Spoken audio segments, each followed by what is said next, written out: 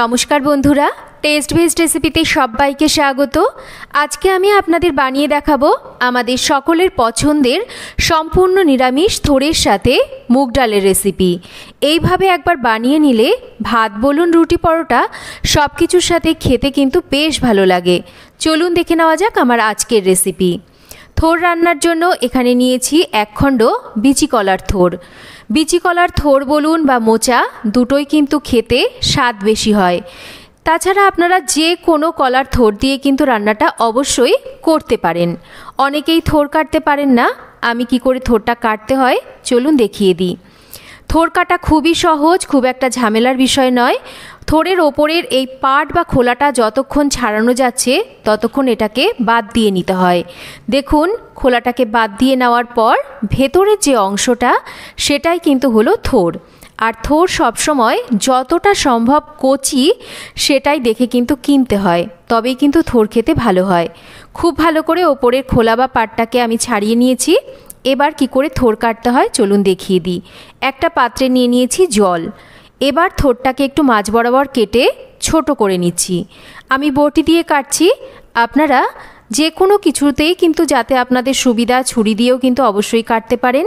আর যারা পারেন না একটু লক্ষ্য করে দেখবেন কি করে থোড়টাকে কাটছি। থোড়টাকে ঠিক এই রকম একটু পাতলা পাতলা করে গোল গোল করে কেটে নেব। আর একটু দেখুন, এই রকম টান মারলেই থোড়ের ভেতরে আঁশ বা আঠা যেটাই বলুন না কেন এই রকম সুতোর মতন অংশটা দেখা যাবে। সেটাকে এই আঙুলের মাথা দিয়ে এই রকম করে একটু ঘুরিয়ে জড়িয়ে নেব। ঠিক এই রকম করে থোড়টাকে কাটতে হবে। খুব সহজ কাজটা, একটু লক্ষ্য করে দেখলেই কিন্তু যারা পারেন না তারাও কিন্তু সহজেই কাজটা করতে পারবেন। আর খুব ভালো করে এই আঁশ বা আঠা বা সুতোর মতন অংশটাকে কিন্তু ছাড়িয়ে নিতে হবে। এবার এই কেটে নেওয়া থোড়গুলোকে এই একসাথে ধরে নেব আর আলু ভাজার মতন করেই কিন্তু এগুলোকে কেটে নেব। একই রকম করেই কিন্তু থোড়গুলোকে কাটতে হবে। আর থোড় কেটে নেওয়ার পর অবশ্যই এই জলের মধ্যে কেটে নেওয়া থোড়গুলোকে ভিজিয়ে রাখতে হবে। তাতে করে থোড় কিন্তু লালচে বা একটু কালচে টাইপের রং হবে না। সমস্ত থোড়গুলোকে কেটে নিয়েছি। এবার ভালো করে থোড়গুলোকে 1 থেকে 2 বার ধুয়ে নেব। থোড়গুলো ধুয়ে নিয়েছি। এবার থোড়টাকে আমি একটু সেদ্ধ করব একটা প্রেসার কুকারের মধ্যে। এবার এই কেটে নেওয়া থোড়গুলোকে দিচ্ছি। এর সাথে দিচ্ছি আমি 1 মুঠো ভিজিয়ে নেওয়া ছোলা। আমি জলের পরিমাণটা কীরকম দিচ্ছি একটু দেখুন।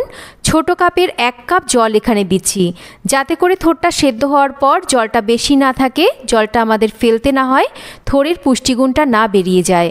দেখুন, একটা সিটি দিয়ে সেদ্ধ করে নিলাম।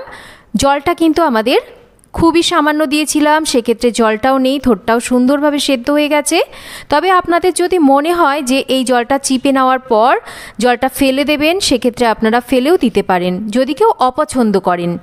এবার এই থোড়টাকে ভালো করে একটু ম্যাশ করে নেব।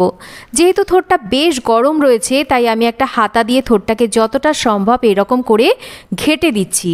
এতে করে থোড় রান্না করলে ভালোভাবে মিশবে। খুব ভালো করে থোড়টাকে ম্যাশ করে নিয়েছি, দেখতেই পাচ্ছেন। এবার চলুন থোড়টা রান্না করা যাক। থোড় রান্নার জন্য সবার প্রথমে কড়াইতে তেল গরম করে নেব। তেলটা গরম হলে ফোড়ন দেব শুকনো লঙ্কা, তেজপাতা আর একটু গোটা জিরে। এবার এই ফোড়নটাকে একটু ভেজে নিতে হবে। ফোড়ন থেকে ভাজা সুগন্ধ বেরোতে শুরু করলে আমি এখানে একটা আলু কেটে নিয়েছি ঠিক এই রকম ছোট টুকরো করে। আলুটাকে দিয়ে আলুটাকে একটু ভেজে নিচ্ছি। আলু পুরোপুরি ভাজবো না, আলু মোটামুটি 70% মতন ভেজে নিতে হবে। যদি আমরা পুরো আলুটা প্রথমে ভেজে নিই তাহলে কিন্তু রান্না করতে করতে আলুটা একদম গলে যাবে, থোড়ের সাথে মিশে যাবে, সেক্ষেত্রে আলু আর খুঁজেই পাওয়া যাবে না। আলুটা একটু ভেজে নেওয়ার পর পরিমাণ মতন হলুদ দিচ্ছি আর একটা মশলা দিচ্ছি। এখানে আমি একটা ছোট সাইজের টমেটো, 2টো কাঁচা লঙ্কা, 1/2 ইঞ্চি আদা আর অল্প একটু গোটা জিরে একসাথে বেটে নিয়েছিলাম। সেই মশলাটা দেওয়ার পর এখানে দিচ্ছি অল্প করে একটু মুগ ডাল। খুব ভালো করে এবার এই মুগ ডাল, আলু আর মশলাকে কষিয়ে নেব। যত ভালো করে মশলাটা কষানো হবে ততই কিন্তু রান্নাটা খেতে ভালো হবে। খুব ভালো করে মশলা কষিয়ে নেওয়ার পর এবার সেদ্ধ করে ম্যাশ করে নেওয়া থোড়টাকে দিয়ে দিচ্ছি। গ্যাসের ফ্লেমটাকে একটু মাঝারিতে রেখে ভালো করে এবার থোড়টাকে দিয়ে মশলার সাথে কষাতে থাকতে হবে। এই সময়ই আমরা এর মধ্যে স্বাদ মতন লবণটাকে দেব আর দিয়ে দেব দুটো চিড়ে নেওয়া কাঁচা লঙ্কা। একই সাথে স্বাদ মতন মিষ্টিটাকেও দিয়ে দেব। সমস্ত কিছুকে ভালো করে এবার মিশিয়ে একটু রান্না করে নেব। তবে থোর খুব একটা কিন্তু ঝাল খেতে ভালো লাগে না, নিজেদের পছন্দ মতন কিন্তু এখানে ঝালটা অবশ্যই আপনারা ব্যবহার করবেন। সমস্ত কিছুকে ভালো করে মিশিয়ে একটু রান্না করে নেওয়ার পর একটা ঢাকা দিয়ে একদম লো ফ্লেমে রেখে এবার আমাদের রান্না করতে হবে, যাতে করে ডালটাও ভালো করে সেদ্ধ হয়, আলু থোর তো সেদ্ধই ছিল, আলুটাও ভালো করে সেদ্ধ হয়। বেশ কিছুক্ষণ আমি লো ফ্লেমে রেখে রান্না করে নিয়েছি। এবার ঢাকাটা সরিয়ে নিচ্ছি। ডাল কিন্তু ভালো করে সেদ্ধ হয়ে গেছে, একটু গোটা গোটা থাকবে। এবার এর মধ্যে রান্নাটা আমরা শেষ করব একটু গরম মশলা আর ঘি দিয়ে। ঘি গরম মশলাটা দিয়ে গ্যাসের ফ্লেমটাকে মিডিয়ামে করব আর থোরটাকে ভালো করে নাড়াচাড়া করে আরও মিনিট দুয়েক একটু এরকম রান্না করে নেব। মানে থোরের মধ্যে যে জলজলে ভাবটা যদি থেকে যায় সেটাকে একটু টানিয়ে নিতে হবে, যাতে করে থোরটা খেতে আরও বেশি ভালো হয়।